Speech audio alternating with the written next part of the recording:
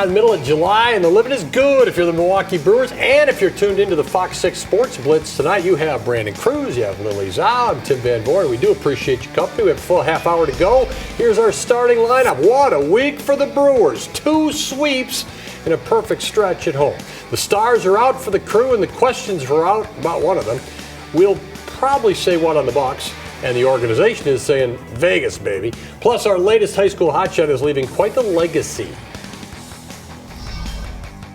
I don't take much of a chance to look back and say, oh, look what we were and look where we are now. Yippee for us. We're in the middle of the race, We have this all-star break. Let's try to make it efficient, and let's try to, stay healthy and do good things and stay on course and, continue to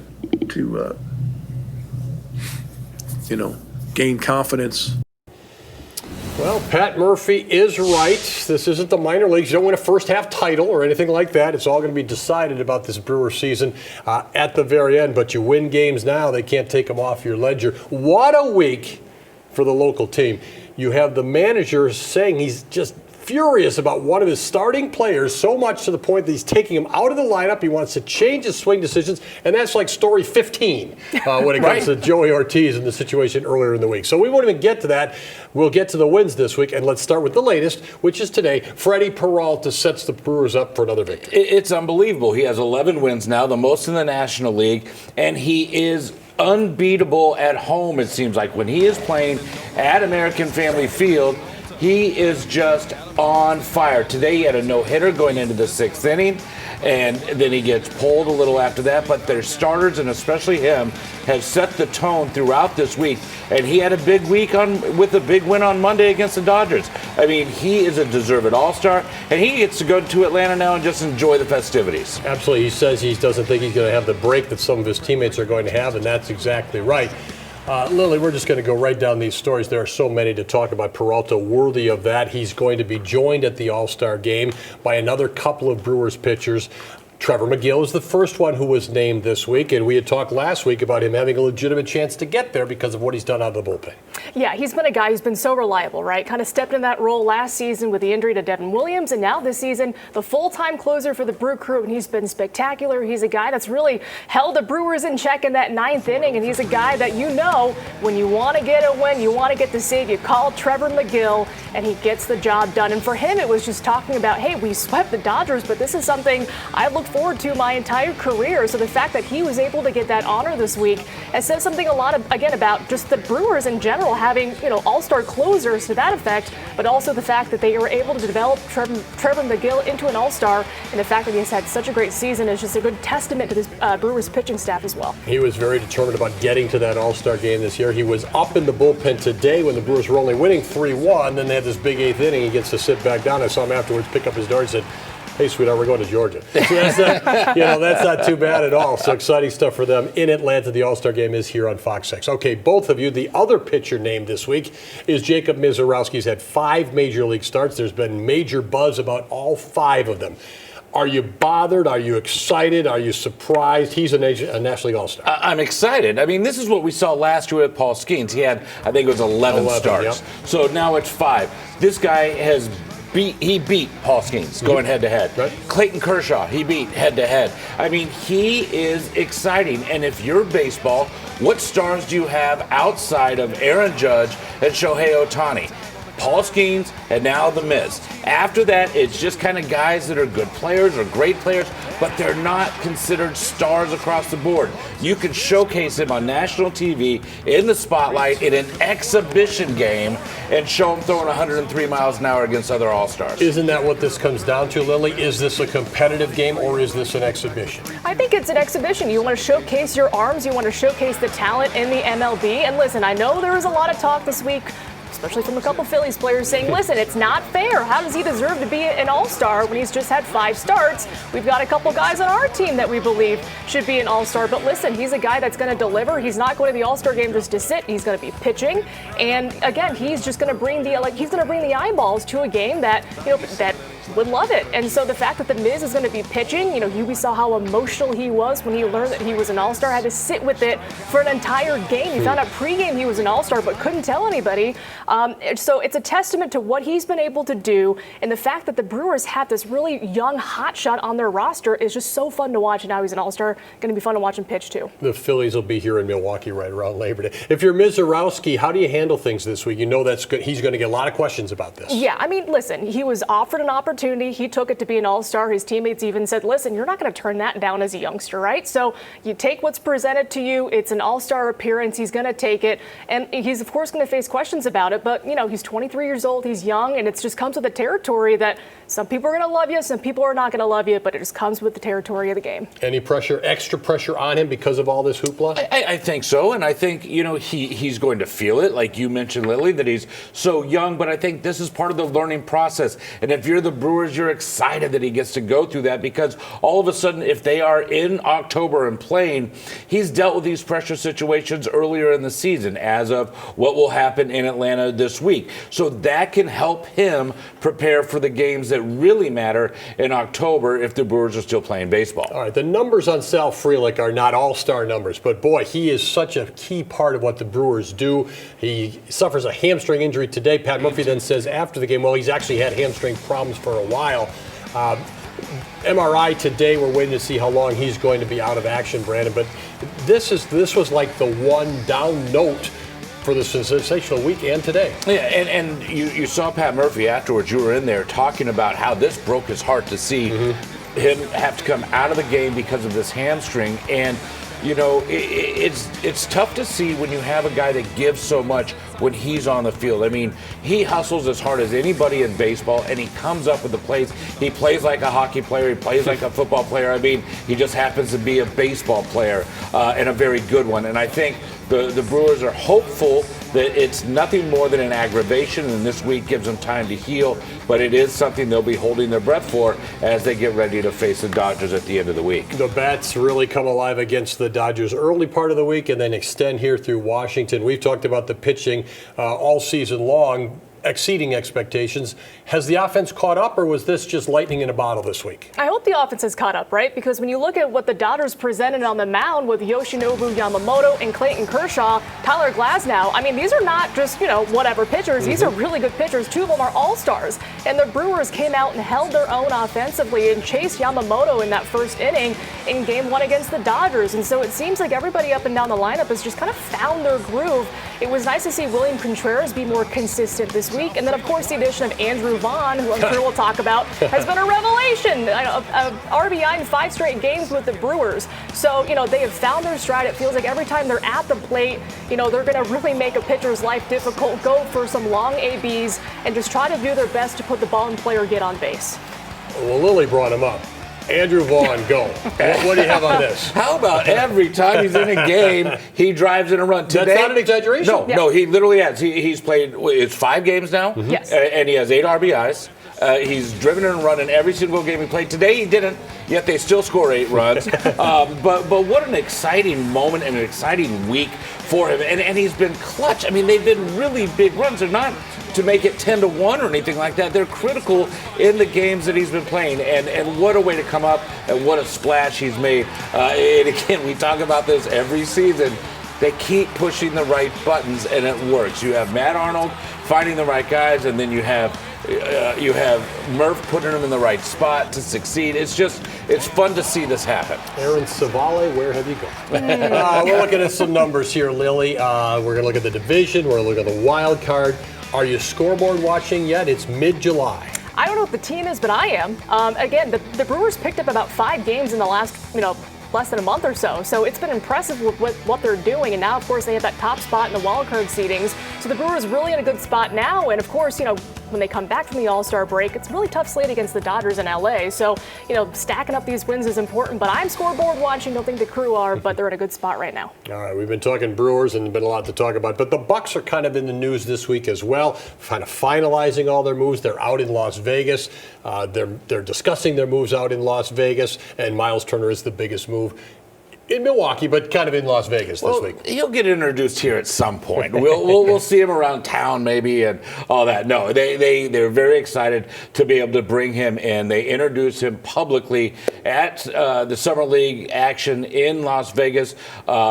And he's saying and doing all the right things. Clearly, he wants to be here after 10 years in Indiana. And there is an excitement around, but I'm very curious to see how that translates here, because when you do it from such a distance like that, it feels kind of like, is it real? Is it happening? But he did get introduced. He was able to answer some questions and talk about the excitement he has for coming to the Bucs. And obviously the Bucs brass are in Las Vegas right now, so there's Doc Rivers, there's John Horst on your screen. Lily, Indiana still seems kind of surprised that Turner got away, and maybe it goes with what Brandon's saying there. Is this real? It seems like a lot of people are still trying to kind of get their arms around this. Yeah, I mean, I think when you had a player who has been with an organization for literally a decade, who started his career there, it does seem like it's surreal that he's gone. And, of course, people are going to talk about the contract. You're going to go where the money is, and the money talks, and he goes to Milwaukee. The Bucs just kind of pulled one out of their hat, made some magic happen, and they bring in a guy, Miles Turner, who's younger at the center position for the Bucs. And so, listen, I know it hurts the Pacers to have Miles Turner go up the highway to Milwaukee, but I think he's going to be a great acquisition of the Bucs. Very well spoken, and just really like to hear what he had to say in Las Vegas as well. I hate when they say, the grass ain't greener on the other side. I'm confident enough to, to say that the grass is going to be greener wherever I go, and I truly believe that. And being on this side of things, I understand, what was done to bring me here. But I'm in the prime of my career, still in the young part of the prime of my career, more focused than ever. Well, there is Miles Turner. He talks a pretty good game. He's played a pretty good game in a decade in the NBA. And he's done a lot against the Bucs. I think it's one of them, if you can't beat them, join them kind of thing. And the Bucs are so excited to have him. And he does bring more to that position because he's only 29 years old. You lose Brook Lopez. We talked about that.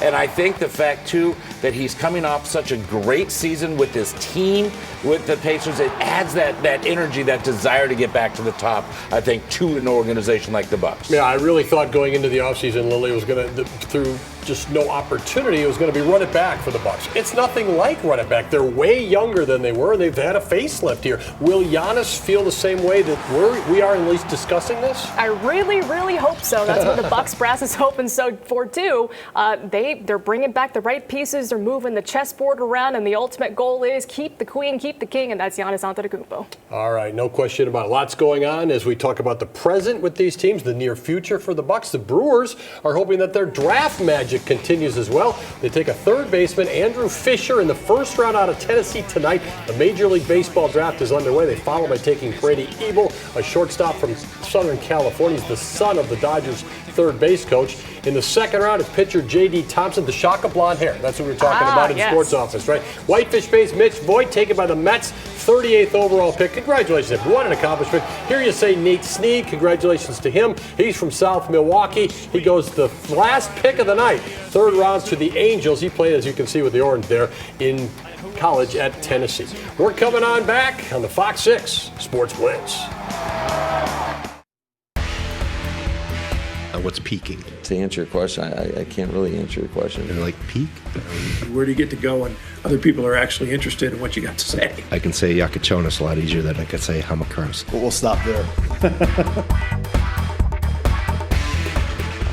So you staying in Milwaukee? Probably. We'll see. See. Probably. I love Milwaukee. How about that? Giannis getting up to speed with speed, talking about everything in Greece and what's going on in Milwaukee. Here we are again. At least he was asked about it in this very relaxed setting in Greece as he was with the YouTube stars Speed. Is there anything to read out of that answer? Well, if he'd still like Thanasis on the Bucs, this is his leverage, right? You're not going to say, yes, I'm there for sure. I mean, you might as well play the negotiating game a little bit or something else that he might be looking for. I don't know. I'm not concerned. Are you concerned by that response? I'm not concerned by that response. No. And tonight, Peter Fagan, during the Summer League broadcast, talked about Giannis. How comfortable do you think the organization is with where he's at? I think it's a united front. You kind of hear Peter Fagan and Doc Rivers kind of giving out the same message. The city of Milwaukee loves Giannis, and Giannis loves Milwaukee. And of course, we all love him as well. So, as much as Giannis is enjoying his vacation, his time off in Greece, hanging out with Speed, we're all talking about his future in Milwaukee, right? And what he's going to do this upcoming season. But again, I don't think this Bucks front office is going to be worried, because you would believe we talk to Giannis very often. We have a very long relationship with him. I think they would have an inkling of, the chess piece of Miles Turner coming to town. If that didn't sit well with Giannis, or if that does sit well with Giannis, they're doing everything they can, full court press, to get their star to stay in town. Now, Giannis has been sharing a ton about what he's been doing all summer on his social media, but now he has tens of millions of people watching that. Is his brand any bigger now because he's on with Speed? I suppose it is. I mean, the brand was already here. It probably gets bigger, right? The more avenues you reach. And he's in Greece. I mean, the people were following him. Lily, are you surprised that people were coming to find where he was at with Speed, like kind of chasing them down? Yeah, I mean, listen, these are two big stars, so of course they're going to garner all the eyeballs and all the attention. And when you have a big star like Giannis back in Greece, everyone wants to know where he is, right? So you see all the cell phones out, all the people are excited to see these two. Listen, I know Giannis is enjoying his off season, making some TikToks too. Those have been really fun to watch, guys. So if you can find him out in the wild and not in Fiserv Forum, you should do it. We've talked about the summer of Sal. Looks like it's the summer of Giannis as well. Well, we have a whole lot more for you, including our high school hotshot. That's coming up next, so stay with us. Welcome back. While exploring his grandparents' attic, this athlete discovered a family artifact that sparked an interest, and that interest then turned into a lifelong passion. Here's this week's Fox 6 High School Hotshot.